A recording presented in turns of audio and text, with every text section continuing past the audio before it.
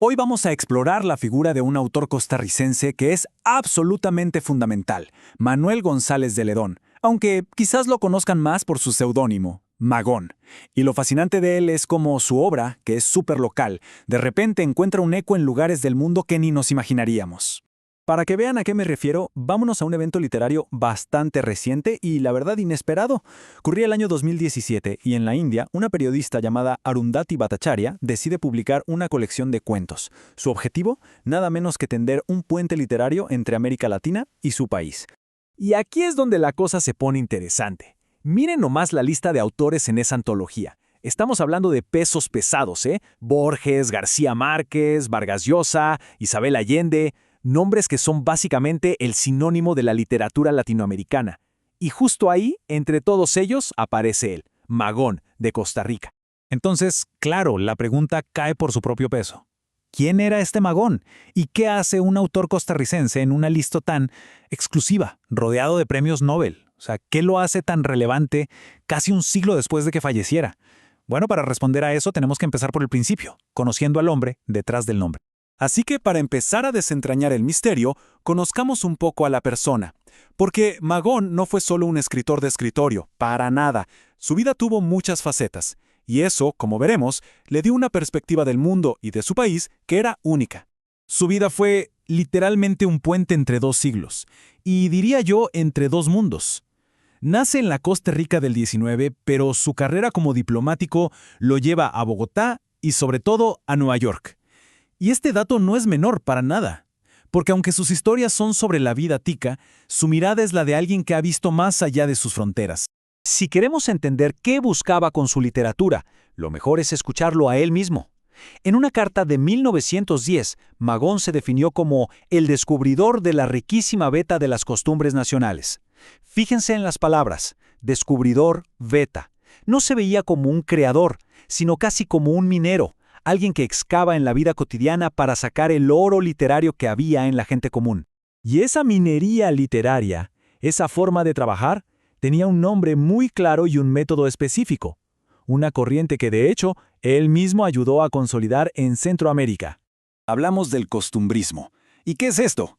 Pues es una literatura que pone el foco en los detalles, en el día a día, cómo habla la gente, qué come, qué le preocupa, sus fiestas, sus tradiciones. El chiste es pintar un retrato lo más fiel posible de una sociedad en un momento concreto. Y en eso, Magón era un verdadero maestro. Para que nos hagamos una idea de cómo sonaba esto, escuchen esta línea de uno de sus cuentos más famosos, El Cliff de Sol. El personaje es un campesino, Ñor Cornelio, y dice: todos hemos sido acholaos. Acholaos es una palabra súper popular para la gente de piel morena mestiza.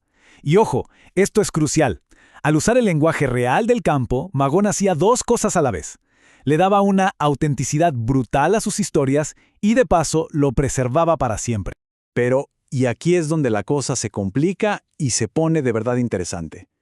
A pesar de este amor por retratar a la gente del pueblo, la mirada de Magón no era la de uno de ellos. Y esto nos lleva a la gran paradoja, a la gran contradicción de toda su obra.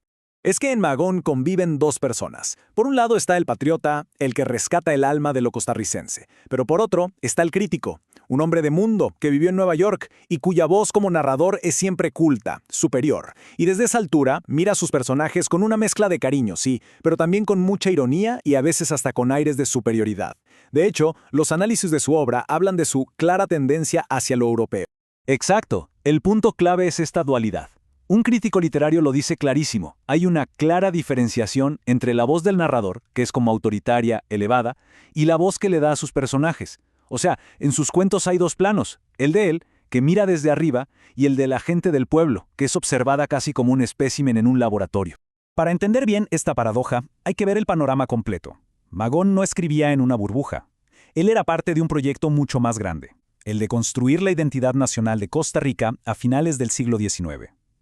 Y ese proyecto tenía ideas muy, pero muy específicas sobre cómo debía ser la nación y, sobre todo, cómo debían ser sus hombres. La sociedad de esa época estaba muy dividida. Arriba del todo, la burguesía cafetalera, la élite a la que pertenecía Magón. Y abajo, pues las clases trabajadoras, esos campesinos acholados que eran los protagonistas de sus cuentos. Magón escribía desde la cima de la pirámide, mirando hacia la base. Y en ese proyecto de nación que impulsaba la élite, el ideal era muy claro. El académico Sergio Coto Ribel lo resume perfecto. Se buscaba crear la imagen de un pueblo valiente y viril. La masculinidad y la patria iban de la mano. Ser un buen costarricense era ser un hombre de un tipo muy particular. Y aquí es donde Magón se vuelve genial, porque con su ironía, con esa mirada distante, no solo nos muestra este ideal de hombre valiente y viril, sino que también, como de reojo, lo cuestiona. Sus cuentos nos dejan ver las tensiones, las ansiedades de una élite que quería construir un país a su imagen y semejanza, a veces despreciando lo propio y admirando todo lo que venía de Europa. Y todo esto nos trae de vuelta a la pregunta del principio. ¿Por qué un autor tan complejo, tan lleno de contradicciones, termina en la India en una antología junto a Borges? ¿Por qué nos sigue importando hoy? Bueno, pues la respuesta está justo ahí, en su complejidad. Su obra no es una postalita folclórica y simple de Costa Rica, es algo mucho más profundo. Es el testimonio de una nación que está tratando de entenderse a sí misma, debatiéndose entre sus raíces y las influencias de afuera, entre la tradición y lo moderno. Y esa es una historia universal. Entonces, para resumir, Magón nos dejó un mapa de cómo se sentía y sonaba su país en un momento clave. Sus contradicciones no son un error, son la foto de una tensión que todos los países viven. Además, guardó para siempre la voz del pueblo, como una cápsula del tiempo. Y quizá lo más importante, su ironía nos pica un poco, nos invita a mirar nuestras propias historias nacionales con un ojo más crítico. Y con esto cerramos. El caso de Magón nos deja pensando en algo que va mucho más allá de Costa Rica.